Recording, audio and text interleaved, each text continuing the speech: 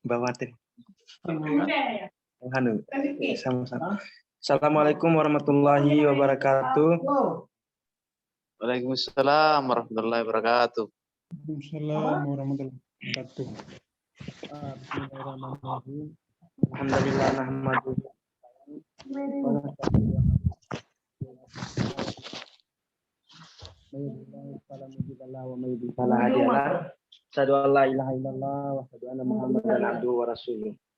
Aku bersaksi bahwa tidak Tuhan selain Allah, dan aku bersaksi bahwasanya Nabi Muhammad adalah utusan Allah Subhanahu wa taala.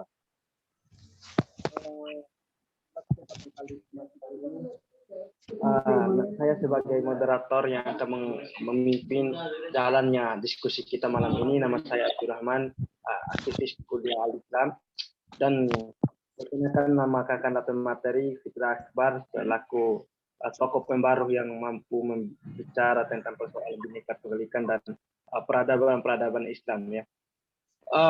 Pada kesempatan malam ini kita akan mendiskusikan bagaimana Islam yang diterapkan dalam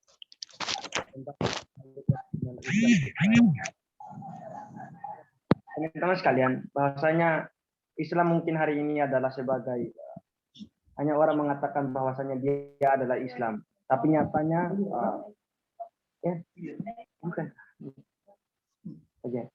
nyatanya bahwasanya tidak ada implementasi sebagai penghambatan atau sebagai dasar bahwa dia adalah Islam. Bahkan Islam kita ini kan mungkin hanya sekedar kata ucapan dan sebagainya. Dan ini mungkin sebagai refleksi malam kita ini, teman-teman sekalian. Bagaimana kita mengembalikan Islam kita itu. Saya pikir untuk bisa bagusnya lagi, dan lebih bagusnya lagi, silakan nyalakan semua kameranya untuk bisa sebagai modal saya. Silakan nyalakan semua kamera, tak? Adik-adik, kakak-kakak, dan teman-teman yang lain nyalakan kamera. Ya. Langsung saja mungkin teman-teman saja untuk bisa kita mementingkan waktu. Untuk mengantarnya juga, saya pikir kajian ini sangat kita butuhkan. Apalagi kita bicara tentang persoalan bagaimana Islam yang mencerdaskan dan bagaimana Islam yang kemudian kembalikan Islam itu. Bahwasanya kalau saya ingin refleksi kembali, bahwasanya Islam ini bukan hanya sekedar bagaimana doktrin saja, Islam sebagai aktualitas tidak, tetapi memang ada penghambatan kepada Tuhan, ada penghambatan kita kepada manusia.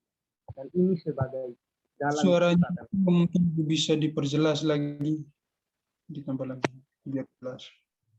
Siap, kurang jelas jaringan mungkin. Begitu ya teman-teman sekalian, saya berikan waktu kesempatan kepada Kakanda pemateri Kakanda Fitra Akbar agar sekiranya bisa memaparkan materinya dengan malam ini ya. Pada kesempatan dan waktu saya berikan yang terhormat. Saya kembalikan kepada Kakanda Fitra.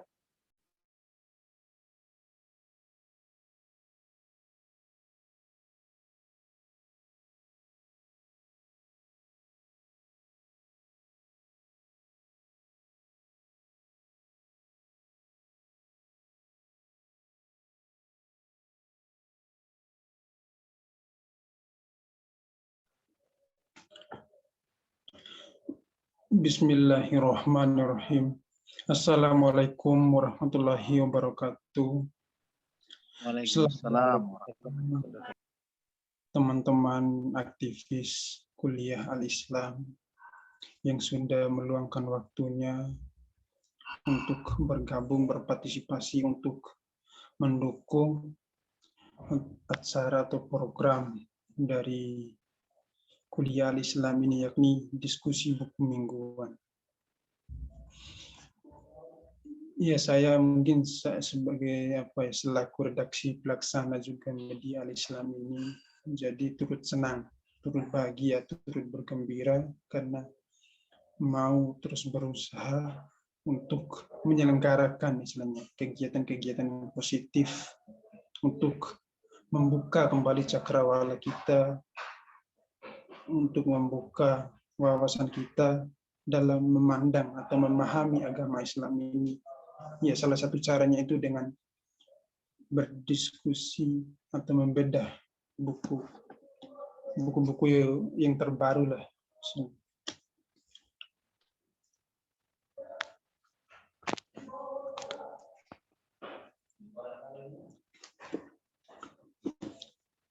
Dan alhamdulillah juga teman-teman atau kawan-kawan yang berpartisipasi ini alhamdulillah makin ramai atau makin bertambah, karena mungkin ini adalah bagian dari dakwah atau syiar kita dalam untuk merekatkan ukhuwah kita maupun menghidupkan kembali budaya diskusi atau menghargai karya orang lain. Salah satunya dengan diskusi buku ini. Dan saya pertama-tama ucapkan terima kasih kepada pimpinan redaksi media Kuliah Al-Islam ini, ada Kang Adi Setiawan selaku pimpinan redaksi dan juga mendukung program acara diskusi buku mingguan ini. Dan yang kedua, saya ucapkan terima kasih kepada moderator ya, khususnya Kang atau Mas Abdurrahman ini, salah satu aktivis kuliah Islam yang begitu antusias, yang begitu bersemangat dalam mendukung proses kelancaran agenda pada hari ini. Dan yang ketiga, saya ucapkan terima kasih kepada peserta yang sudah berpartisipasi tersebut. Ya, sebenarnya acara diskusi ini, diskusi buku mingguan ini sebenarnya kita diskusi menggunakan PPT atau ada Microsoft Word, tapi dengan beberapa kendala. Mungkin pada diskusi malam hari ini kita hanya diskusi seadanya saja, sedapatnya saja, bagaimana kita berusaha agar acara diskusi ini tetap terselenggarakan. Dan buku yang kita diskusikan malam ini, kita membahas bukunya Ki Haji Hussein Muhammad yang berjudul Islam yang Mencerdaskan dan Mencerahkan, Memikirkan Kembali Pemahaman Islam Kita. Ini ada bukunya, mungkin teman-teman bisa lihat.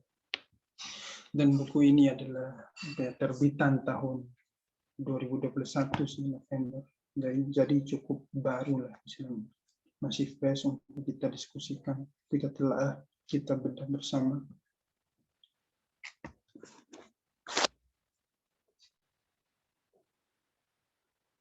Jadi dalam buku Kiai Haji Hussein Muhammad ini terdiri dari 5 bagian.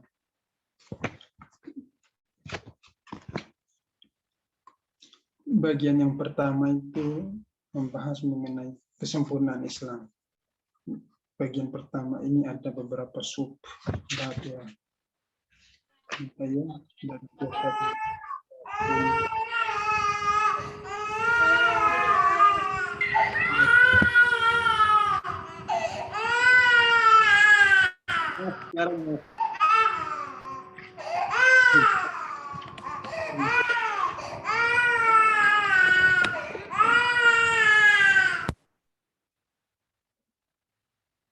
Mungkin bisa dimatikan dulu.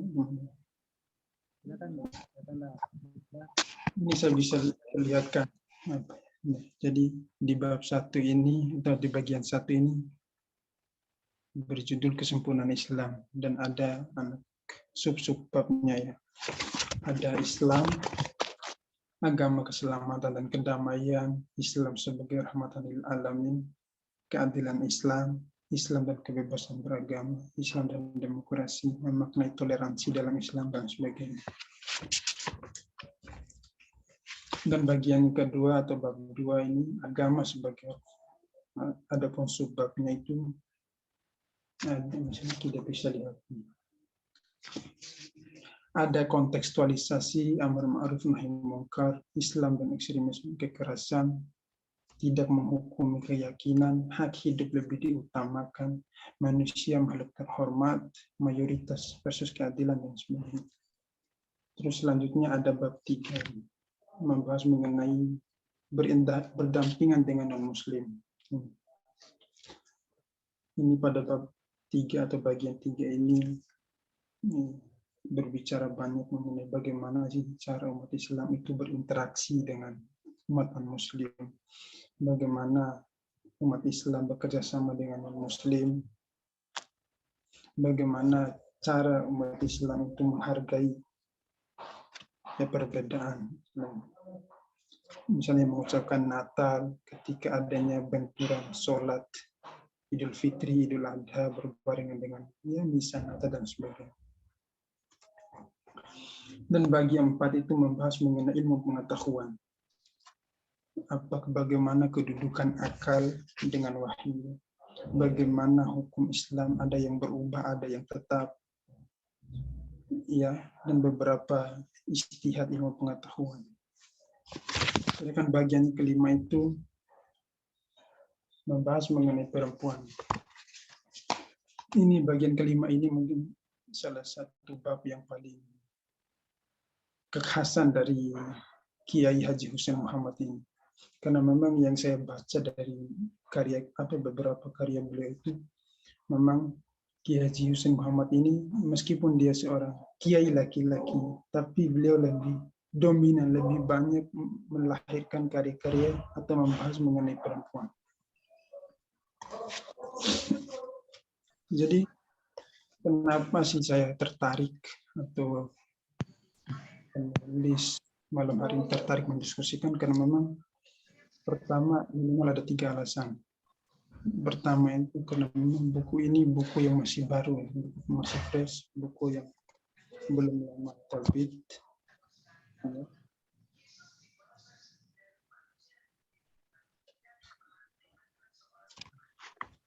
Mas, permisi Mas. Bisa suaranya agak kencang sedikit? Oh iya. Dan yang kedua, memang buku ini selaras dengan visi misi atau program dari Kuliah Al-Islam. Misalnya dengan judulnya Islam yang mencerdaskan dan mencerahkan, memikirkan kembali pemahaman Islam.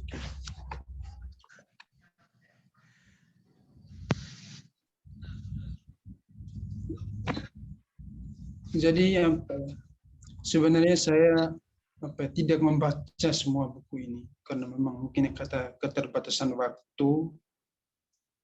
Meskipun saya sudah membaca berulang-ulang kali, tapi saya tidak sanggup mungkin karena bukunya sangat detail ya. Dan juga bukunya ini berjumlah 500 halaman. Di satu sisi mungkin saya senang karena kualitas buku ini, tapi di sisi yang lain saya tidak mampu merangkum semua poin-poin dari buku ini.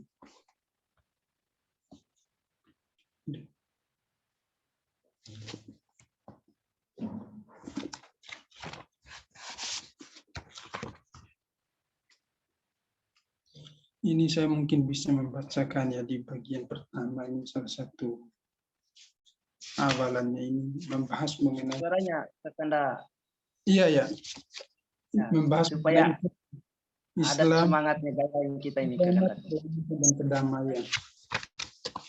Ya, artinya bahwa berdasarkan pembacaan saya dari karya-karyanya Ki Haji Hussein Muhammad ini, di awal-awal bab bukunya itu selalu membahas mengenai Islam agama keselamatan dan kedamaian, Islam agama kemanusiaan, Islam sebagai agama rahmatan lil alamin. Ini saya bisa membacakan dulu apa sih yang dimaksud dengan Islam sebagai agama keselamatan dan kedamaian itu. Beliau memberikan 5 definisi mengenai apa yang dimaksud dengan Islam sebagai agama kedamaian. Yang pertama karena memang secara harfiah Islam itu kan pertama-tama bermakna kepasrahan dan ketundukan kepada Tuhan yang Maha Esa. Ini sesuai dengan Quran surah Al-Baqarah ayat 131 itu ya, yang berbunyi iza qala lahu rabbu aslim qala aslamtu li rabbil alamin. Artinya ketika Tuhannya berfirman kepadanya, tunduk patuhlah. Ibrahim jawab, aku tunduk patuh kepada Tuhan alam semesta. Jadi arti yang kedua dari Islam itu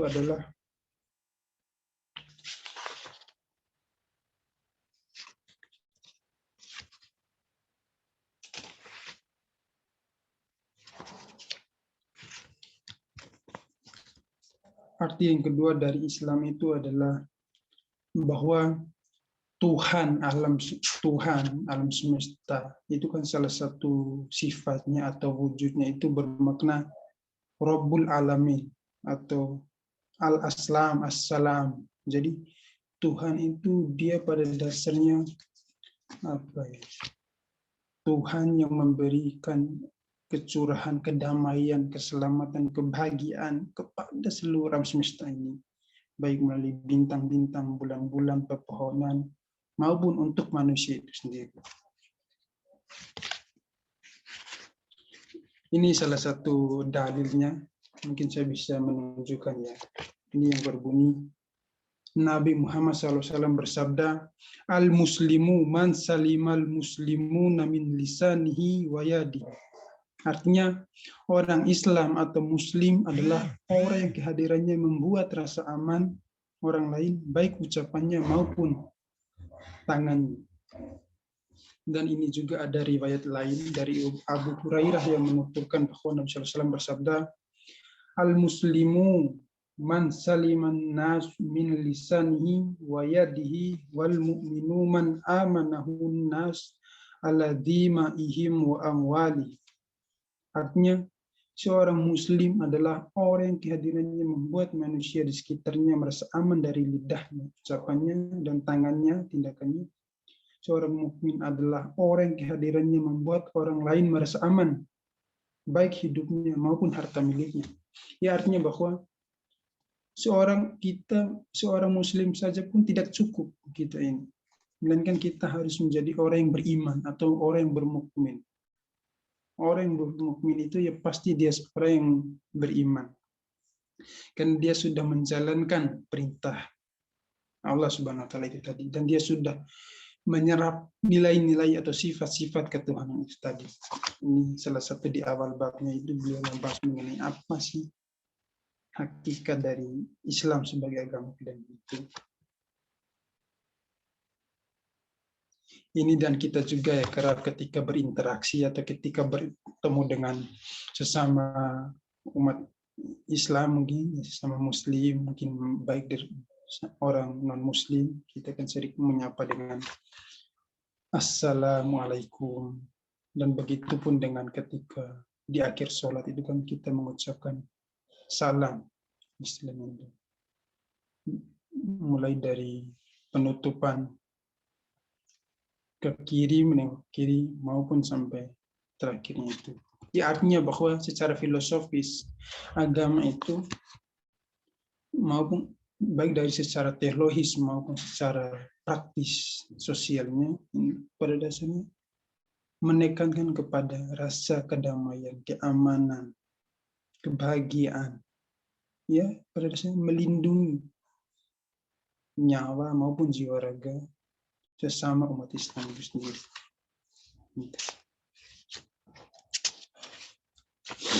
Dan ini juga kita membahas bab kedua atau poin yang kedua, Islam sebagai rahmatan lil alamin. Mungkin saya membahas poin per poin saja pada diskusi kali ini ya, agar sistematis dan kita mampu menyerap poin-poin atau pokok-pokok dari isi buku ini.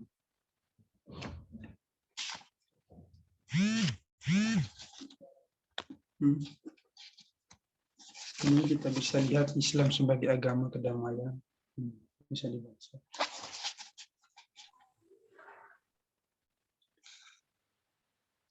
Jadi pada dasarnya apa ya? Kesepakatan seluruh kaum muslimin itu yang dibawakan oleh zaman Nabi Adam, Nabi Nuh, Nabi Ibrahim, dan nabi-nabi sebelumnya sampai Nabi Muhammad itu pada dasarnya meskipun caranya berbeda tapi mempunyai misi yang sama. Apa yang dimaksud dengan misi yang sama itu adalah bahwa agama Islam hadir ke dunia untuk menyebarkan Islam yang rahmatan lil alamin. Bahwa Islam itu datang untuk melengkapi, untuk melindungi martabat, harta, nyawa, dan jiwa raga umat Islam itu sendiri. Dan menyebarkan rasa kasih sayang, cinta kasih, toleransi kepada seluruh umat Islam. Dan salah satu dalilnya Islam sebagai rahmatan lil alamin itu kan kita bisa menengok atau kita bisa membaca dalam Quran surah Al-Anbiya itu yang berbunyi wa ma arsalnaka illa rahmatan lil alamin, yang artinya dan kami tidak mengutusmu wahai Muhammad kecuali sebagai rahmat bagi semua ciptaan. Jadi ya berdasarkan teks kitab suci Al-Quran tersebut, maka seluruh manusia dimanapun dan di zaman kapanpun meski memiliki perbedaan latar belakang kultural, etnis, warna kulit, bahasa, kebangsaan, dan jenis kelamin menempati posisi yang sama di hadapan. Jadi apa sih yang kenapa sih Allah itu menciptakan perbedaan, kebinekaan di dalam kehidupan konteks beragama, bermasyarakat maupun berkeluarga, dan Al-Quran memberikan jawaban. Dan Allah menciptakan perbedaan itu adalah agar supaya manusia saling kenal mengenal, agar saling berinteraksi, saling berbagi pengetahuan. Jadi lagi-lagi tadi ya dari bab yang pertama bahwa kita menjadi muslim saja pun tidak cukup. Dan kita harus bermukmin. Orang yang bermukmin adalah orang yang sudah mampu menyerap sifat-sifat Tuhan dan mempraktikannya dalam kehidupan. Apa salah satu nilai atau sifat Tuhan itu tadi? Yang pertama, dia mampu memberikan keselamatan, kedamaian, kebahagiaan, kegembiraan dengan curahan kasih sayang, cinta kasih, toleransi kepada sesamanya, baik dari tetangganya, mungkin teman kosnya, mungkin dan sebagainya. Dan yang kedua, selain sudah kita mengakui diri sebagai muslim, bermukmin, dan yang ketiga kita naik ke tingkat yang lebih tinggi yakni iman dan takwa. Apa yang dimaksud dengan iman dan takwa itu? Ini Al-Quran memberikan jawaban dalam Quran surat Al-Hujurat ayat 13 sampai ayat 14 itu kan yang berbunyi ya ayyuhan nasu inna khalaqnakum min zakari wa unsa wa ja'alnakum syu'uban wa qabaila lita'arafu inna akramakum indallahi atqakum, yang artinya wahai manusia, kami ciptakan kamu sekalian terdiri atas laki-laki dan perempuan, dan kami jadikan kamu berbangsa-bangsa dan bersuku-suku agar saling kenal mengenal. Sesungguhnya yang paling unggul di antara kamu adalah yang paling bertakwa. Jadi sebenarnya Al-Quran ini agama Islam ini agama yang sangat filosofis, agama yang paling rasional istilahnya. Paling rasional baik dari sisi pemikirannya maupun dalam perbuatannya tadi. Jadi ada rangkaian proses yang saling sistematis, yang saling berkaitan, integral Islam itu. Misalnya dari konsep muslim berubah menjadi mukmin, lalu menjadi bertakwa, beriman dan bertakwa itu tadi. Jadi Allah itu sadar bahwa memang manusia itu diciptakan dalam kondisi berbeda, baik dari perbedaan pemikirannya, mungkin perbedaan pengetahuannya, mungkin perbedaan pendapatannya, dan lain sebagainya. Jadi perbedaan itu bukan yang menjadi penghalang kita, menjadi penghambat kita dalam kehidupan, melainkan itu sebagai sarana kita untuk mengenal anugerah atau kebesaran Tuhan Yang Maha Esa. Kalau dalam bahasa dalam bahasa ilmu pengetahuan itu kan bisa bisa disimpulkan yang disebut dengan konsep trilogi Islam itu kan. Misalnya, ini ada juga penjelasannya dalam buku ini.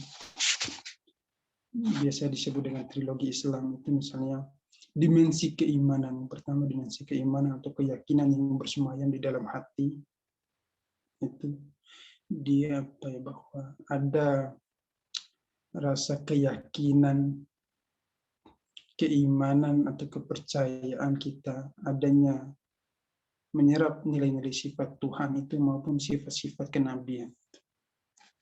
Dan yang kedua, dimensi aktualisasinya dan pembuktian formal atas keyakinan tersebut.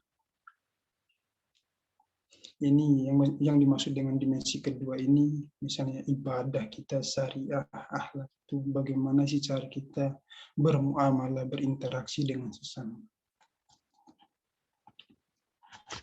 Dan dimensi yang ketiga adalah dimensi hati nurani atau kolbu, atau dalam bahasa ilmiahnya itu tasawuf akhlakiyah atau akhlakul korimah. Jadi yang saya dapatkan di bab 1 ini, buku beliau membahas mengenai Islam sebagai agama keselamatan kedamaian itu, kita bisa menyimpulkan 3 trilogi itu tadi. Dimensi keimanan, dimensi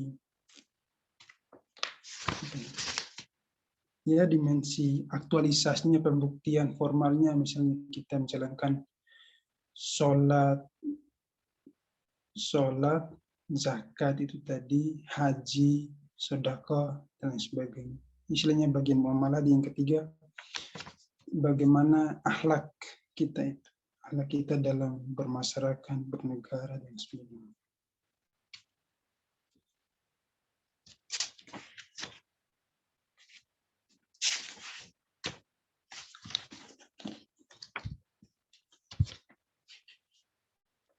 Nah, jadi salah satu keunikan buku ini adalah sebenarnya beliau ingin sebenarnya tema sentralnya membahas mengenai bagaimana sih hubungan Islam itu terhadap negara ini, dan negara di Indonesia ini ya. Bagaimana sih hubungan Islam itu dengan agama-agama yang lain, agama non-Muslim, dan bagaimana sih hubungan agama ini terhadap negara, atau hubungan Islam itu terhadap negara. Ini dia memberikan pemaparannya. Tapi yang lebih fokusnya itu beliau ingin membukakan kembali atau ingin merekonstruksi Islam, pemahaman umat Islam. Karena ada beberapa cara pemahaman yang keliru yang kita anut, istilahnya umat Islam ya. Umat Islam ini masih mengalami kesesatan istilahnya. Baik dalam pemahamannya terhadap keimanannya, akidah, muamalahnya itu dan sebagainya.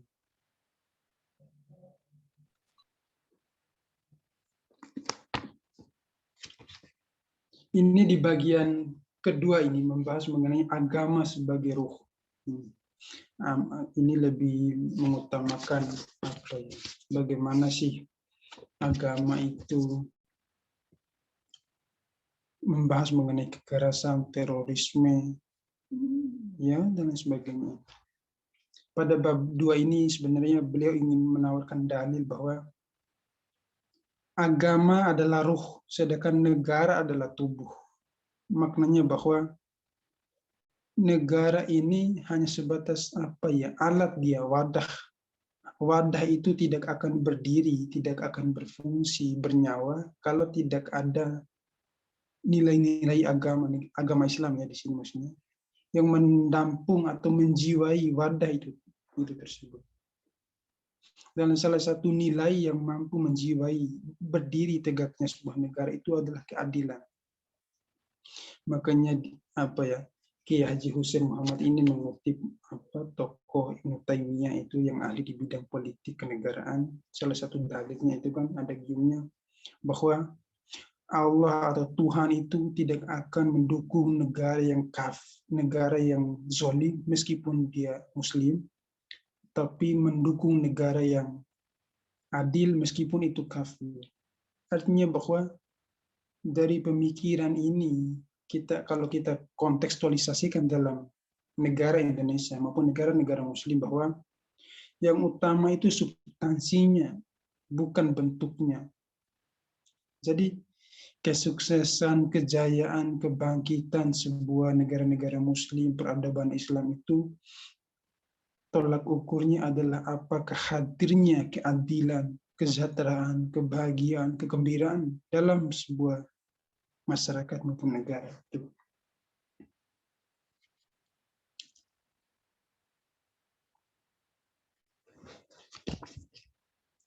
Ya, mungkin itu salah satu poinnya yang pertama.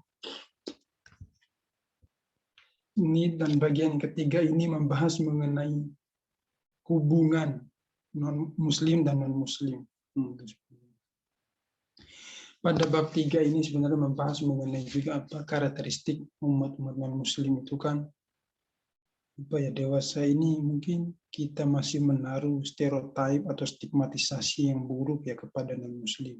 Misalnya non-Muslim itu kafir, zimi, harus dibunuh, harus diserang dan sebagainya. Tapi pada buku ini, bab ketiga ini, beliau itu ingin memberikan pemahaman sih sebenarnya bagaimana sih umat Islam itu cara atau berhubungan atau berinteraksi dengan Muslim. Halaman 233. Saya buka dulu.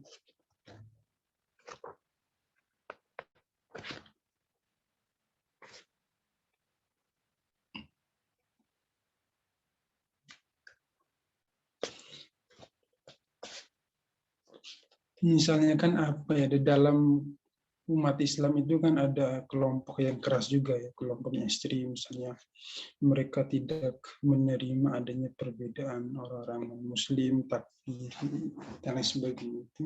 Tapi di sisi yang lain kita posisinya sebagai umat yang moderat, umat yang wasatiyah, umat yang toleran ini kan masih bisa menerima adanya orang-orang Muslim itu, karena kita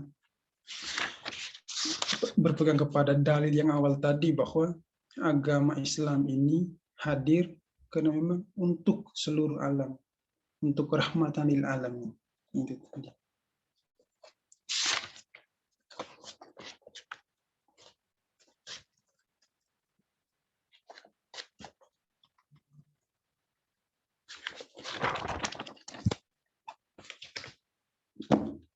Ya, dan selanjutnya di bagian keempat ini membahas mengenai jihad dan istihad.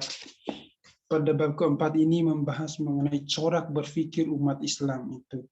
Soalnya beliau juga mengkritik cara pemahaman kita dalam memandang fikih, itu memandang ibadah, memandang muamalah maupun memandang akhlak itu.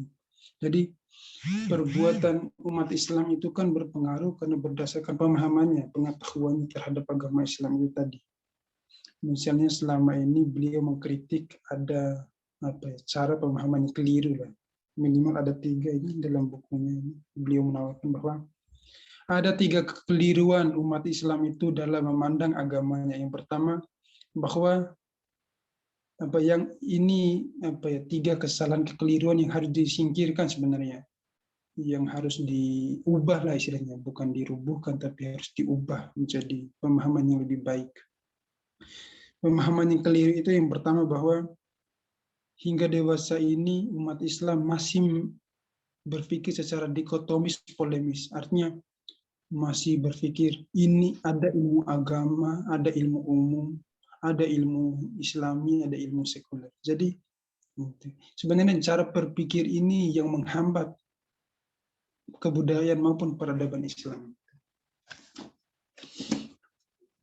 Dan yang kedua, cara berpikir tekstualis atau tekstualis radikalis.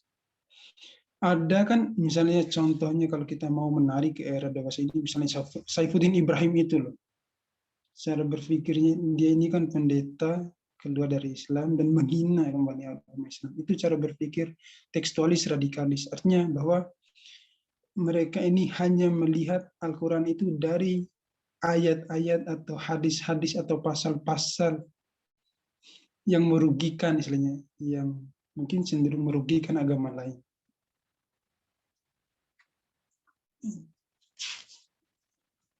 Jadi apa ya, sebenarnya beliau Kiai Haji Hussein Muhammad ini ingin menawarkan bahwa di era sekarang ini memang kita memerlukan guru, yang memerlukan mursyid sebagai kita untuk menisbahkan sangat keilmuan, tapi di sisi yang lain karena keberlimpahan teknologi informasi, ilmu pengetahuan, kita bisa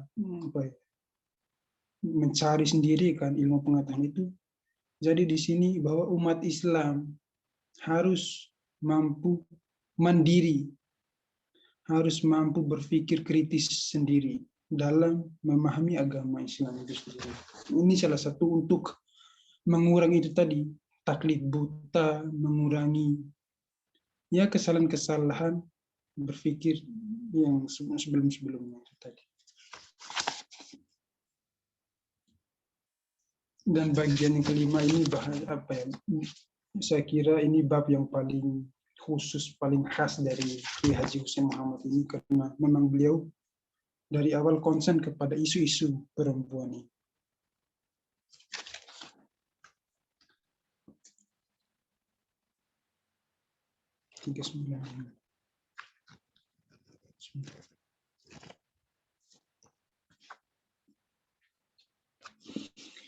Jadi selama ini kan masalah perempuan juga masalah yang paling tua mungkin seiring dengan perkembangan agama Islam atau peradaban Islam itu sendiri. Misalnya ya dewasa ini kan masih ada budaya patriarki itu yang masih kuat sekalian.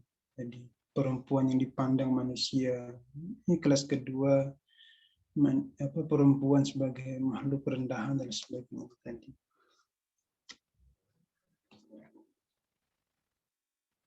Tapi ini beliau dalam bukunya ini beliau menawarkan sebuah perspektif baru ya. Salah satu babnya itu membahas mengenai bahwa perempuan itu bukan soal tubuh, melainkan ruh. Artinya bahwa meskipun secara fisik perempuan dan laki-laki itu mengalami perbedaan, tapi pada dasarnya secara fungsional, dimensi fungsionalnya itu mempunyai kekhasan, keunikan tersendiri dalam mendukung, melanggengkan ya kerukunan dan sebagainya. Misalnya perempuan itu kan identik dengan tiang negara. Tiang negara itu secara filosofis bahwa bahwa sebenarnya pada dasarnya anak kecil itu, anak-anak muda itu sebenarnya lebih cenderung dekat kepada perempuan, lebih condong kepada mendekati sifat keibuannya itu sebenarnya. Karena memang ibu inilah yang tempat asuh, mungkin tempat mendapatkan ya air susu dan sebagainya tadi.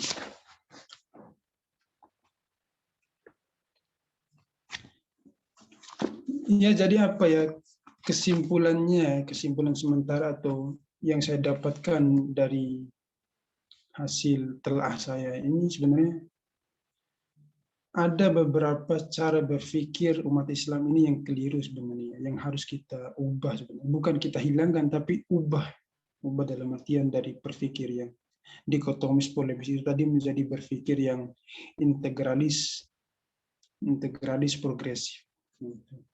Baik dari sisi pemahaman teologis, sosiologis maupun antropologis dan sebagainya tadi. Ya mungkin itu yang bisa saya sampaikan, Mas Moderator. Wassalamualaikum warahmatullahi wabarakatuh.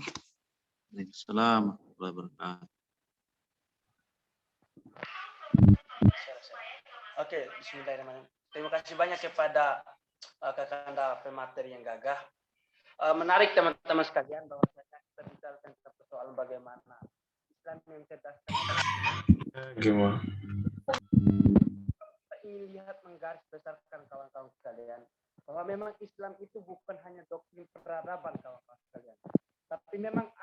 fundamentalisme yang kemudian terlekat dalam hati jiwa nurani ini dan mampu kita aktualisasikan dalam kehidupan. Bahasakan tadi bahwasanya untuk saling mengenal dan saling mengetahui itu kan kita teman-teman harus bagaimana bisa untuk mendekatkan diri. Teman-teman tidak akan mampu memberikan instrumen, teman-teman tidak akan mampu memberikan rasa yang kemudian melekat dalam jiwa teman-teman sekalian. Rasa kehausan, rasa keislaman teman-teman itu tidak akan mampu terjawab secara realitas kawan-kawan sekalian. Makanya perlu teman-teman sekalian, keislam secara kafah itu, keislam secara rohania, keislam secara batinia. Teman-teman harus mempunyai sadar secara spiritual. Teman-teman harus mencerdaskan akal pikiran ini. Teman-teman harus mempunyai rasa empatis teman-teman sekalian. Rasa empatis inilah yang kemudian kita saling sosial kita, tolong menolong kita, membantu kita, saling mengingatkan dalam hal kebaikan. Dan ini mungkin adalah perintah-perintah Islam yang kemudian diwahyukan kepada Muhammad itu teman-teman sekalian. Kalau teman-teman tidak merasakan bahwasanya teman-teman tidak merasa mempunyai tanggung jawab sosial, tanggung jawab moral teman-teman sekalian, maka Islam teman-teman masih dipertanyakan. Dan untuk bisa berdinamika ini forum, saya harap kawan-kawan sekalian kita bisa mengadu gagasan pikiran kita teman-teman sekalian. Kita bisa mengadu sejauh mana pembacaan kita, sejauh mana keislaman kita. Apakah keislaman kita hanya sekedar ucapan atau Islam kita hanya sekedar keyakinan? Dan ini mungkin menjadi pertanyaan-pertanyaan secara realitas. Saya harap semuanya bisa aktif, semuanya bisa memberikan narasi yang mampu memberikan terobosan-terobosan baru, kawan-kawan.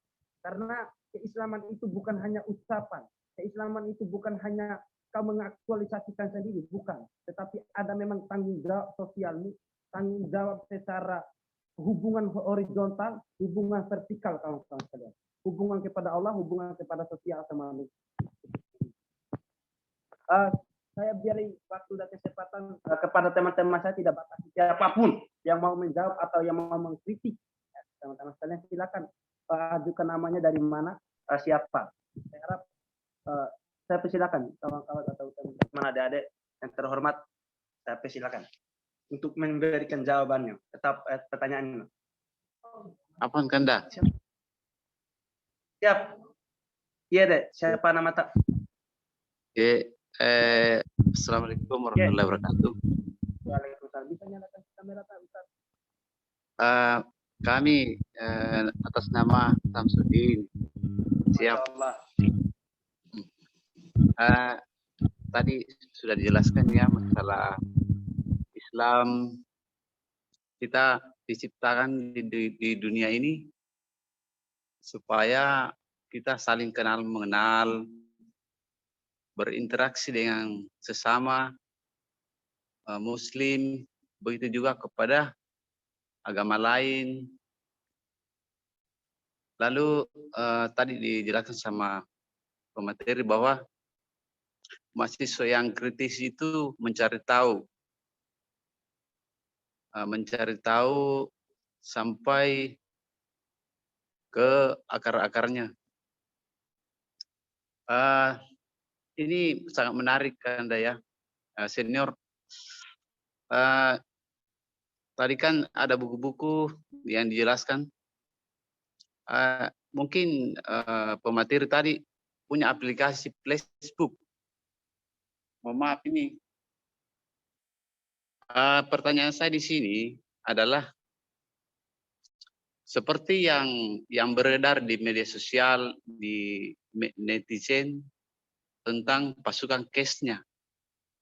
Pasukan KES-nya yang diperintahkan oleh negara Rusia menyerang Ukraina. Itu kan pasukan KES-nya itu dipimpin oleh Presiden Kadyrov. Ya mohon maaf ini senior, saya menanyakan masalah Islam. Siap. Ya betul. Di situ kan, ini pertanyaannya menarik ya. Di situ kan Presiden Kadyrov itu oleh pasukan KES-nya itu dia selalu mengatakan Assalamualaikum. Bahkan kadang-kadang ada juga komandan pasukannya mengucapkan takbir Allahu Akbar. Kebalikan daripada itu, karena saya juga sering mengikuti itu, saya selalu menonton di YouTube juga mencari tahu apakah ini seorang Muslim yang benar ini. Karena menurut netizen yang beredar di media Facebook banyak sekali mendukung pasukan-pasukan KES-nya yang dipimpin oleh Presiden Kadyrov. Dalam hal ini negara Rusia yang menyerang Ukraina. Seperti yang saya sebut tadi bahwa dia selalu mengucapkan Assalamualaikum warahmatullahi wabarakatuh. Bahkan mengatakan Allahu Akbar, takbir kan? Yang saya tanyakan di sini Kak Senior, kalau kita mendalami ceramah Dr. Andus Zulkifli, kan ada di YouTube bahwa pasukan CES-nya itu bukan pasukan yang dimaksud dalam Al-Quran, yang disebut dengan pasukan Rum. Itu pasukan Rum itu nanti akan muncul, tapi bukan pasukan KES-nya itu, yang dipimpin oleh Presiden Kadyrov yang memberi salam Assalamualaikum, bahkan meneriakkan Allahu Akbar, Allahu Akbar. Yang saya pertanyakan di sini, apakah betul pasukan KES-nya itu yang dimaksud oleh di dalam Al-Quran atau yang disebut oleh ceramah Ustaz Zulkifli bahwa pasukan Rum itulah yang menyelamatkan Islam. Karena kita ini membahas masalah Islam. Apalagi mahasiswa itu dituntut untuk mengkritisi dan mencari tahu. Demikian, Senior. Terima kasih. Assalamualaikum warahmatullahi wabarakatuh. Waalaikumsalam warahmatullahi wabarakatuh. Ya, terima kasih banyak Kak. Menarik pertanyaannya. Secara orang Islam hari ini mungkin mengatakan bahwa Islamnya takbiran-takbiran yang menjadi simbolitas ya begitu. Simbolitas ini kan sebagai landasannya begitu. Jadi bagaimana keislaman kita itu apakah sebagai memang ada Islam yang kemudian mampu memberikan bantuan-bantuan untuk perlawanan nanti. Apalagi bicara tentang persoalan jauh sebelum Islam dan akan datang lagi Islam begitu. Jadi bagaimana seperti itu Kakanda Pematri, saya harap untuk bisa memberikan jawaban yang mampu untuk kita terima secara pikiran-pikiran positif. Saya persilakan Kakanda Pematri. Yang lain silakan siapkan pertanyaannya.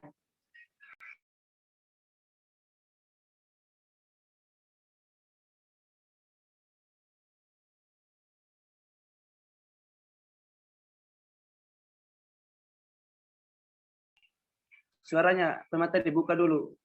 Pematri. Iya, pertanyaan cukup bagus sekali ya, membahas mengenai dinamika dunia Islam, khususnya Islam di Rusia itu ya. Apalagi isu Muslim Church-nya itu. Itu sebenarnya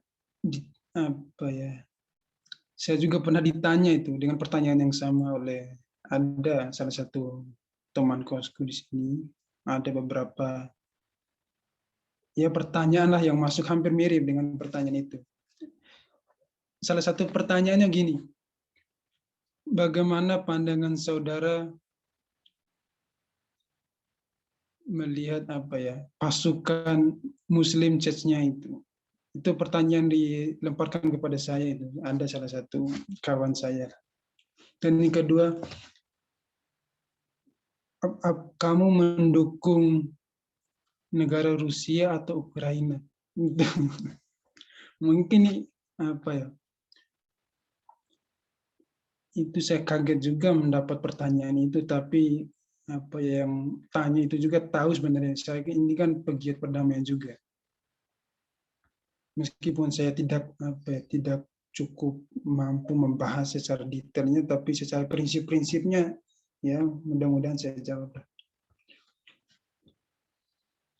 Sebenarnya yang saya ingin jawab yang ingin saya tanggapi dari pertanyaan itu tadi, pertanyaan kedudukan Muslim Church-nya itu sebenarnya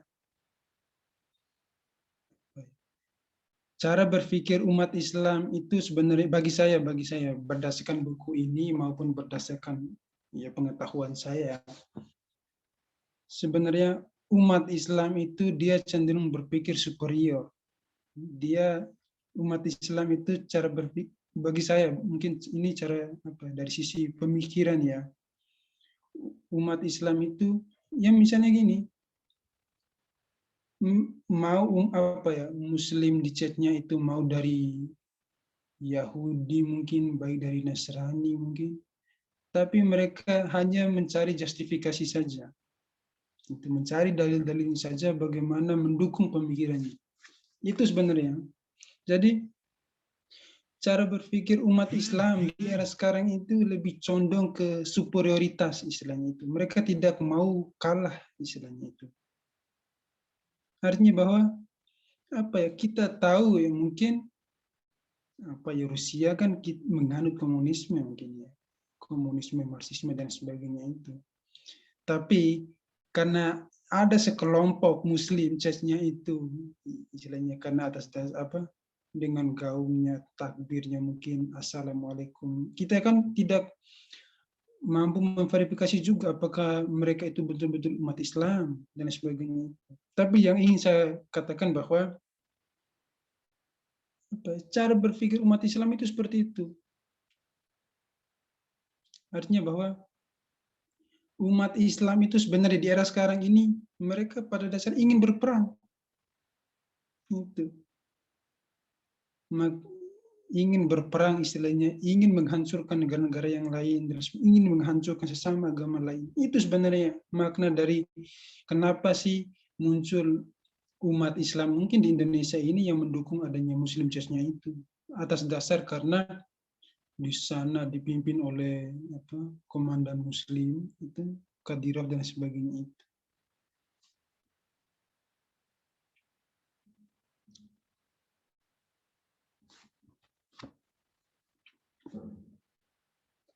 Itu sebenarnya kalau pandangan saya terkait mengenai Islam, agama kedamaian dalam konteks buku ini juga sebenarnya itu tadi. Sebenarnya kalau saya sih ya, kalau saya pandangan pribadi terkait Muslim Church-nya itu sebenarnya saya menolak istilahnya itu. Saya tidak setuju lah istilahnya mau dia Muslim Church-nya mungkin, tapi selama dia mau menyerang dengan alasan mempertahankan diri, salah itu. Istilahnya merusak citra Islam. Ya karena prinsipnya kan Islam ya melarang berperang.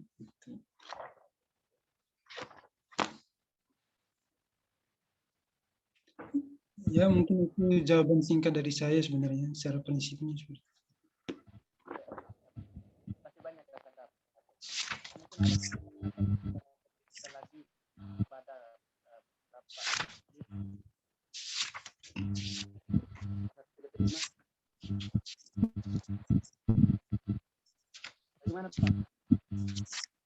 Siap.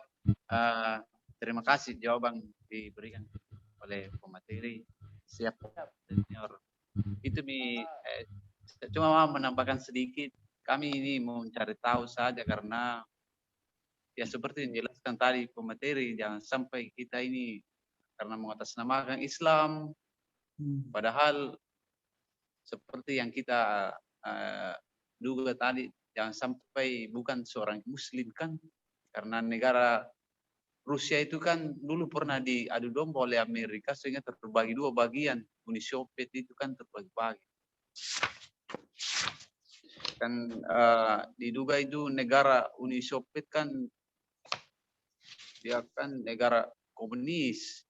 Nah, itulah yang kita waspadai, jangan sampai mengatasnamakan Islam padahal perbuatannya itu tidak sesuai dengan ajaran Islam.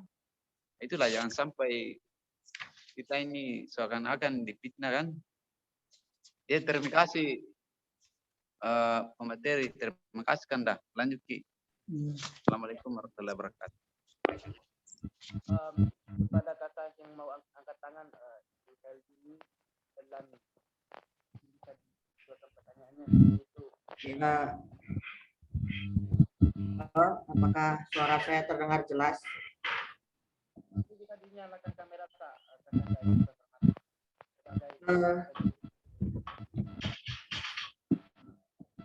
Suaranya terputus-putus dari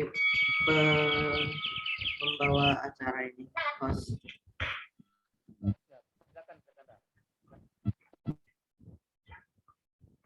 Ya, terima kasih sudah memberikan saya kesempatan untuk menanggapi. Sebenarnya saya ingin menanggapi pertanyaan dari Bapak Syamsuddin tadi terkait dengan perang antara Rusia dengan Ukraina dengan kaitannya keberpihakan Muslim di Chechnya ya. Halo, apakah bisa jelas ini? Iya, siap. Suara tak bagus. Ya, silakan. Ya baik, jadi ini saya ingin menanggapi beberapa kali dalam beberapa forum-forum diskusi, memang kajian terkait dengan perang Ukraina dengan Rusia ini selalu menjadi salah satu pembahasan yang hangat gitu, apalagi ini berkaitan dengan saat ini cerita tentang Islam sebagai rahmatan lil alamin. Nah, perlu saya klarifikasi, saya sebenarnya adalah seorang yang sangat sering mengikuti berita geopolitik internasional, termasuk berita tentang Ukraina ini. Jadi keterlibatan kita jika memandang keterlibatan Muslim di Chechnya itu, apalagi diketuai oleh komandannya Ramzan Kadyrov itu ya,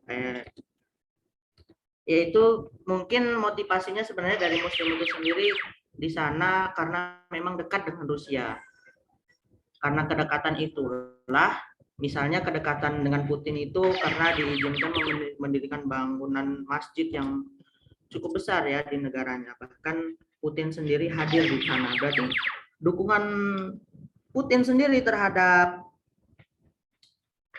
Chechnya itu cukup besar. Jadi kita bisa katakan antara Chechnya dengan Putin ini luar biasa dekat.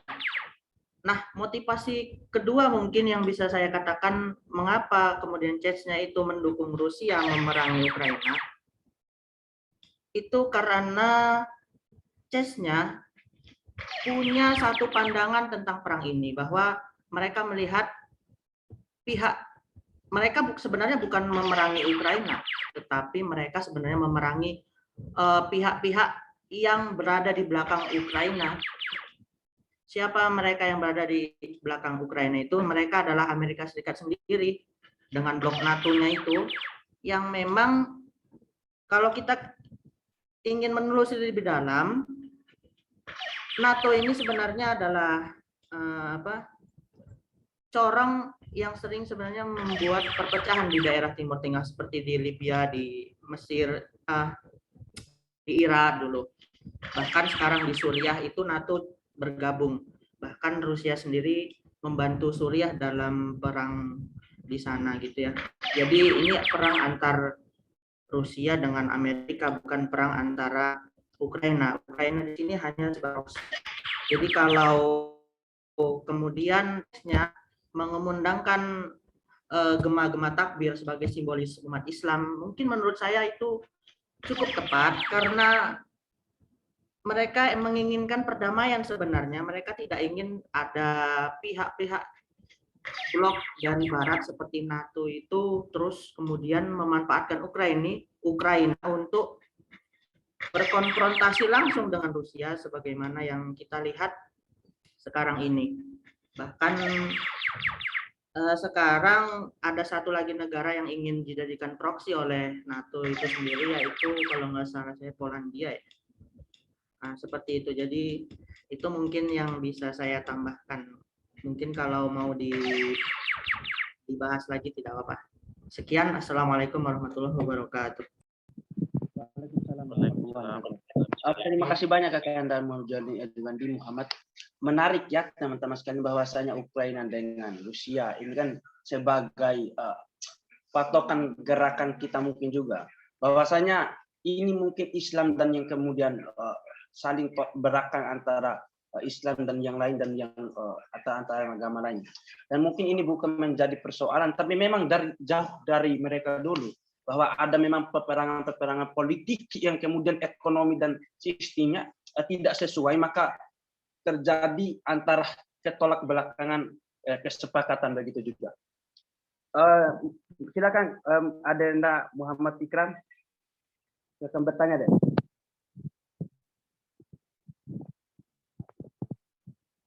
Ya, memberikan pandangan juga boleh. Baik, Kak. Terima kasih atas kesempatan yang telah diberikan kepada saya.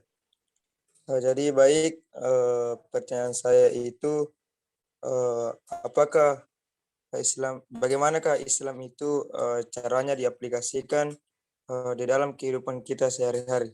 Mungkin itu dari saya, Kak. Saya kembalikan kepada moderator.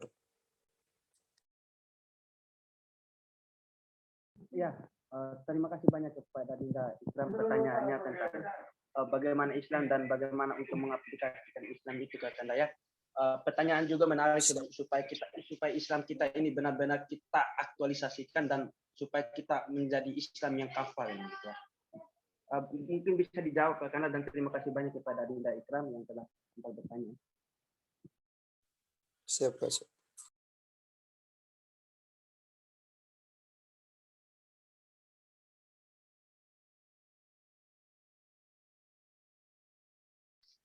Silakan Kakanda pemateri. Oh ya, oke. Terima kasih kepada Saudara Muhammad Ikram atas pertanyaannya. Pertanyaan cukup bagus sekali ya. Tapi saya berusaha akan menjawab, memberikan pandangan terkait bagaimana sih cara kita memahami Islam ini dan bagaimana cara kita mengaplikasikannya dalam perbuatan atau kehidupan sehari-hari itu. Ini saya jawab berdasarkan buku ini juga. Ini salah satu rekomendasi dari Kiai Haji Hussein Muhammad ini ya, dalam bukunya Islam yang mencerdaskan dan mencerahkan dan mencerdaskan, memikirkan kembali pemahaman Islam kita ini.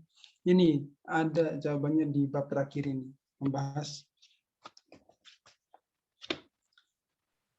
sebenarnya kayak kalau bagaimana cara kita memahami Islam. Yang pertama-tama kita harus sadar dulu bahwa dewasa ini umat Islam atau peradaban Islam itu mengalami krisis kemerosotan Islam.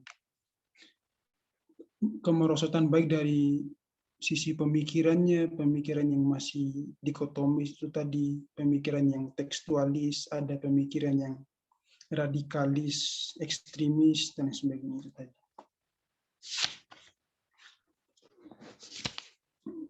Jadi apa ya, misalnya dewasa ini kan kita masih melihat ada saling konflik, saling cekcok, ya saling mengklaim ajaran organisasi ini yang paling benar, kelompok ini yang paling ajaran kami yang paling benar, di luar itu salah semua dan sebagainya itu tadi.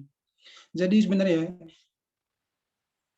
kalau kita ingin membangun kembali kebangkitan, kejayaan, dan bagaimana cara kita memahami agama Islam, yang pertama kita kembali ke diri kita, berawal dari kita istilahnya.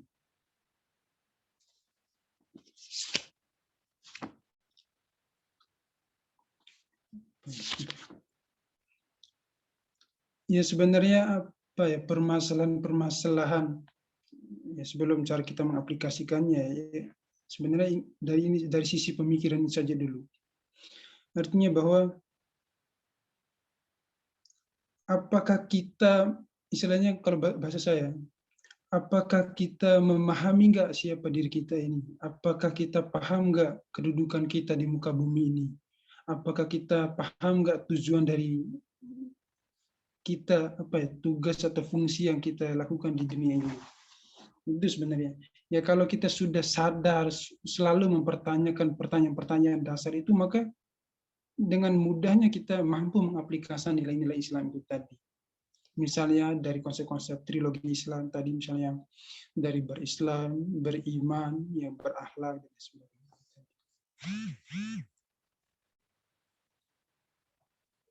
Dan yang kedua, apa ya, permasalahan dewasa ini kan kita masih memperdebatkan masalah-masalah furu'iyah. Misalnya, mungkin saya tidak menyalahkan organisasi ini, jumlah tarawihnya ada yang 20, ada yang tidak boleh. Misalnya Muhammadiyah, ya istilahnya tidak boleh bahwa apa kebijakan itu harus mengikuti pemerintah, harus mengikuti ini, kan ini lembaga yang berwenang dan sebagainya. Jadi makanya yang ingin saya katakan bahwa apa ya, meskipun kita tidak terlepas memang cara beragama orang awam itu kan memang itu yang dihadapi sehari-hari, masalah-masalah furu'iyah seperti itu. Tapi yang ingin saya katakan bahwa kita sebagai aktivis kuliah Islam, kita harus melampaui pemikiran-pemikiran itu. Kita harus melampaui pemikiran, kita tidak lagi berbicara mengenai masalah furu'iyah itu tadi, apakah ini kunut mungkin, apakah ini istilahnya tidak mengkafirkan, tidak saling bertengkar, tidak membesar-besarkan masalah furu'iyah itu tadi. Istilahnya itu apa ya? Itu tadi sama dengan contoh itu tadi. Kita ini misalnya pada dasar kan agama Islam itu kan agama secara konsep maupun pemikiran dan perbuatan, secara visioner juga kan, agama Islam itu agama yang lebih mengutamakan kedamaian kan. Tapi kita mencari-cari justifikasi, mencari pembenaran dengan memberi, misal tadi, oh karena di sana misalnya Muslim Chechnya itu dia lebih dekat karena ada bantuan Putin. Jadi ada bahwa jenderalnya itu lebih dekat kepada Presiden Putin. Lalu karena atas dasar ada embel-embel atau simbol Islamnya, lalu kita langsung mendukung itu. Sebenarnya pada dasarnya itu apa ya? Mungkin bagi saya mungkin itu hanya sebagai alat mungkin propaganda, adu domba. Mungkin di sisi yang lain kita menjerumuskan citra Islam itu. Jadi itu sebenarnya apa? Jadi yang ingin saya katakan bahwa bagaimana cara kita memahami Islam dan bagaimana cara kita mengaplikasinya. Yang pertama, kita harus melampaui ini. Salah satu rekomendasi dari ini juga ya, epilog dari salah satu rekomendasi dari Kiai Haji Hussein ini, kita harus melampaui masalah-masalah yang khilafiyah itu tadi, masalah-masalah furu'iyah. Ya meskipun masalah furu'iyah itu kerap kita hadapi sehari-hari ya, mengalami perbedaan. Tapi jangan sampai kita terjebak kepada masalah-masalah yang kecil itu. Ada masalah yang besar. Ada masalah yang lebih besar, yang lebih penting, yang lebih urgent, memberikan signifikansi untuk kemajuan umat yang perlu kita. Apa salah satu hal yang paling penting itu tadi, membentuk cara berpikir kita. Cara kita memahami agama Islam itu, apakah sudah benar enggak? Apakah kita sudah paham apa dari agama Islam? Ini mungkin secara dasar definisi Islam itu apa, mungkin misi kita dunia ini apa sih, tujuan kita ini sebagai khalifah di muka bumi sudah kita hayati enggak, yakini dan refleksikan dalam kehidupan sehari-hari. Dan bagaimana sih cara kita berinteraksi dengan non-muslim itu? Apakah kita masih menaruh stigmatisasi mungkin atau stereotip buruk nggak kepada non-muslim, bahkan mungkin sesama umat Islam kita masih menaruh saling tadi cekcok, bertengkar dan lain sebagainya tadi.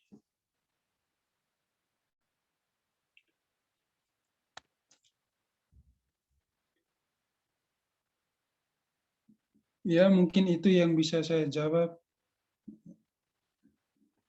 berdasarkan pertanyaan tadi.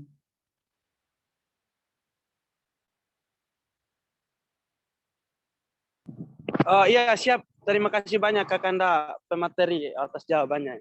Bagaimana Ikram? Ya Ikram, ada mau tambahan masukan kritikan? Itu mungkin cukup memuaskan ya Kak untuk jawaban yang telah diberikan pada pemateri untuk saya. Itu mungkin jawaban yang sangat memuaskan dan bisa memotivasi saya untuk lebih mempelajari ilmu agama ke depannya. Makasih Kak, saya kembalikan kepada moderator. Juga Dinda.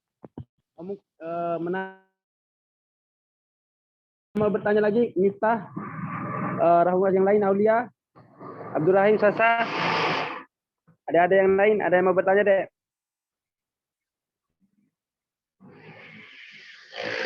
Bagaimana teman-temanku? Atau ada kakak-kakak? Oke, mungkin seperti itu ya teman-teman sekalian. Saya bisa, mungkin saya langsung kesimpulannya. Mungkin teman-teman sekalian ya. Ada yang mau bertanya? Saya. Oh iya, siap. Silakan Kakanda. Baik, saya ingin mengomentari lah beberapa pertanyaan tadi ya. Yang pertama soal chatnya tadi atau Ramzan tadi. Jadi begini, ada banyak hadis yang mengatakan bahwa di akhir zaman itu ada pasukan begitu ya. Atau ada juga banyak hadis mengatakan di akhir zaman itu ada Imam Mahdi, ada Dajjal, ada dan lain-lain gitu. Nah, tapi memang yang harus kita pahami bahwa hadis-hadis itu berisi sesuatu yang sifatnya gaib gitu. Hanya Allah yang tahu gitu. Nah, jadi kita perlu berhati-hati untuk mencocokkan satu peristiwa dengan hadis tersebut gitu. Misalnya memang ada hadis soal Rum gitu ya. Nah, tapi untuk apakah Rum ini Rusia, apakah Rum ini Chechnya, sebenarnya kalau saya lebih baik kita tidak mencocokkan hal-hal begitulah gitu. Ya karena itu sesuatu yang gaib gitu loh, hanya Allah yang tahu gitu. Dan kalau kita mencoba mencocok-cocokkan itu, kemungkinan salahnya lebih besar daripada kemungkinan benarnya gitu. Misalnya begini, ada sebuah hadis akan datang pasukan berbendera hitam gitu ya. Nah dulu ada muncul di Timur Tengah itu namanya ISIS gitu. Nah ada orang yang mencocokkan hadis tersebut dengan ISIS gitu. Di dalam hadisnya itu disebutkan bahwa pasukan bendera hitam itu nggak akan kalah gitu ya, sama pasukan manapun dia akan menang. Ternyata ISIS itu kalah gitu. Nah berarti kan salah itu, salah prediksinya gitu. Nah makanya memang ya kalau bagi saya sih kita harus melihat ya misalnya Rusia dengan Ukraina itu ya konflik politik begitu, konflik politik gitu ya. Jangan terlalu kemudian dibawa-bawa ke agama, apalagi ke agama Islam gitu. Ya karena ya nanti akan bingung gitu, apalagi dipakai dalil, dipakai hadis gitu. Nah, tadi sudah benar seperti kata saudara kita yang sebelumnya Pak Julhelmi itu, ya dipelajari saja politiknya seperti apa gitu. Nah, tapi untuk mengaitkan dengan agama itu mending janganlah gitu ya. Karena kemungkinan salahnya lebih besar daripada kemungkinan benarnya begitu. Nah, kemudian mungkin saya ingin mengomentari ya buku yang dibahas Mas Fitrah ini bagus sekali. Ya, kalau saya sih ingin memulainya dari doa yang selalu kita baca ya. Selama ini kan kita baca itu doa itu ada namanya doa sapu jagat, istilahnya begitu. Robbana atina fid dunya hasanah wa fil akhirati hasanah gitu ya. Wa qina adzabannar. Jadi kita minta kepada Allah supaya kita diberikan di dunia ini hasanah kebaikan, wa fil akhirati hasanah, di akhirat juga kebaikan. Kita dihindarkan dari api neraka gitu. Nah, sebenarnya dari doa ini itu sudah sangat luar biasa sebenarnya pesannya itu. Cocok dengan yang tadi bahwa Islam itu, ajaran Islam itu menghendaki bahwa kita itu supaya fid dunia hasanah gitu. Di dunia ini kita harus baik gitu loh. Di dunia ini kita harus, ya hasanah itu kan luas, baik itu luas ya, apa baik moralnya, apa baik ekonominya, apa baik keilmuannya, apa baik karakternya, itu kan luas sekali gitu. Nah, wafil akhirati hasanah, tentu saja di akhirat juga harus baik gitu. Waqina azabannar, dan kita terhindar dari api neraka. Nah, dari pemahaman ini maka jangan sampai kemudian kita itu memaknai ajaran Islam itu hanya untuk kepentingan kita di akhirat saja gitu. Sehingga kemudian kita berpikir bahwa ya di dunia ini nggak apa-apa misalnya sengsara gitu ya, atau di dunia ini tidak apa-apa kacau begitu ya, atau di dunia ini tidak apa-apa berantakan begitu. Yang penting di akhirat selamat gitu. Nah, itu pola pikir yang salah. Yang benar itu adalah bahwa kita harus berusaha semaksimal mungkin menjadi khalifah, menjadi memakmurkan dunia, membuat dunia ini baik, agar nanti juga di akhiratnya kita baik gitu. Nah, bagaimana cara membuat dunia ini baik? Nah, itu perlu pemahaman Islam yang itu tadi, yang mencerdaskan, yang mencerahkan gitu. Kita perlu pemahaman Islam bahwa pemahaman Islam yang mengatakan bahwa bekerja itu adalah ibadah gitu ya. Sehingga kita tidak malas bekerja gitu. Tapi kalau ada pemahaman Islam yang mengatakan tidak usah bekerja, yang penting beribadah gitu. Nah, itu kan repot gitu. Kalau nggak bekerja terus nanti bagaimana kita hidup? Kita perlu pemahaman keislaman yang mengatakan bahwa kita harus jadi orang yang berkecukupan. Kalau tidak bisa kaya, minimal kita berkecukupan. Kenapa kita harus berkecukupan? Supaya kita tidak merepotkan orang lain. Supaya kita tidak menyusahkan orang lain dan mandiri. Tapi kalau ada orang yang mengatakan bahwa orang Islam itu harus miskin, karena miskin itu hisapnya cepat gitu. Nah, itu kan bahaya juga. Kalau kita miskin, ya masalahnya bukan soal hisapnya cepat, tapi kan kita jadi beban gitu loh. Kita jadi beban orang lain gitu. Nah, makanya ya saya sangat sepakat. Kalau pemahaman saya seperti itu ya, saya belum baca bukunya juga ya. Tapi pemahaman saya seperti itu bahwa pemahaman Islam kita itu harus yang memang itu tadi apa, fid dunia hasanah wa fil akhirati hasanah gitu. Ya kalau saya simpel aja lah gitu. Ya adapun tadi kan ya apa radikalisme, fundamentalisme, apalagi lah ekstremisme, terorisme dan lain-lain, itu kan memang ya itu jadi bahan diskusi kita di kampus lah. Itu bisa jadi mengasah nalar kita gitu. Tapi kalau di masyarakat kan kadangkala diperlukan hal-hal yang simpel gitu ya.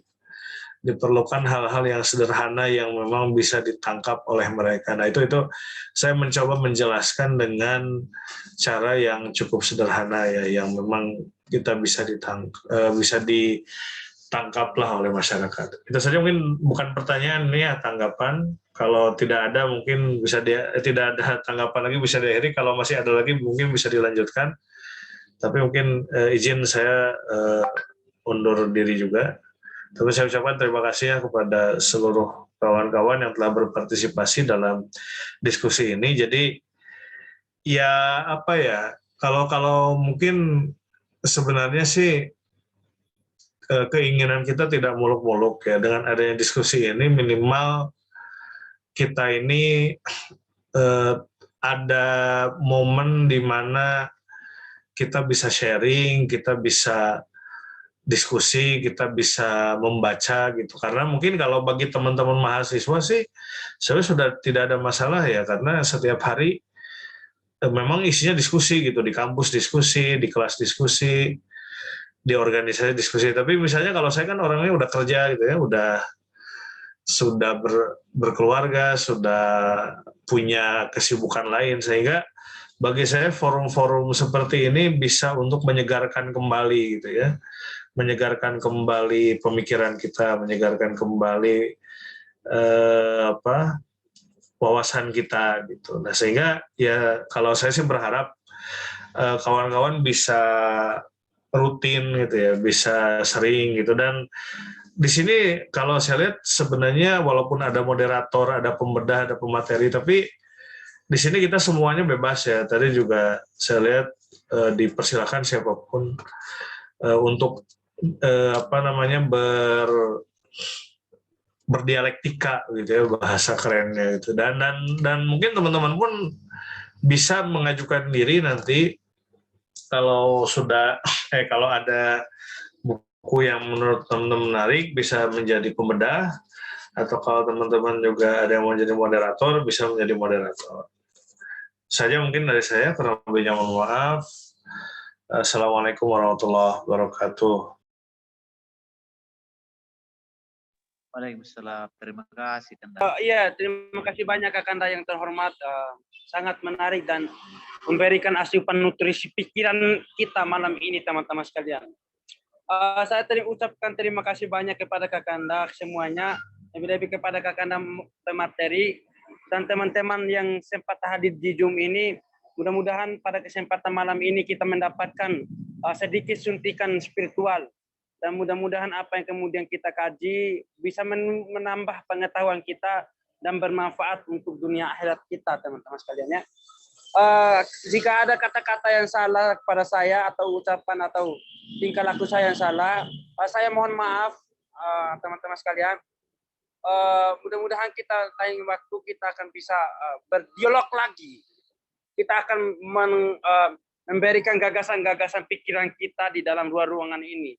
Dan ini bukan menjadi persoalan kita untuk kajian online atau offline, teman-teman sekalian. Yang menjadi persoalannya adalah kau mau atau tidak, begitu.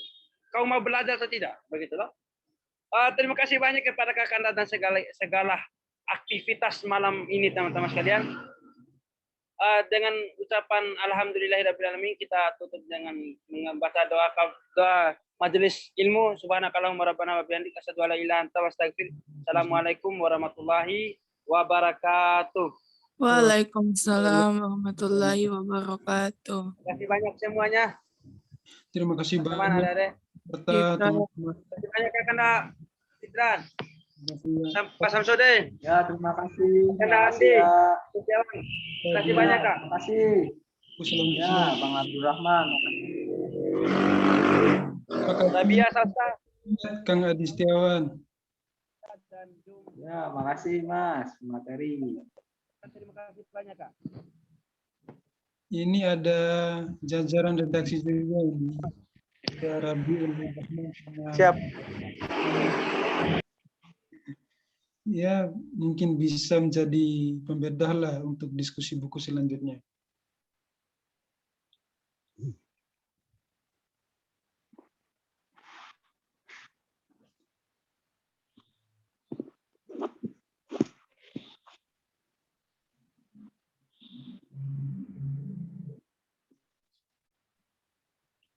Izin pamit dulu.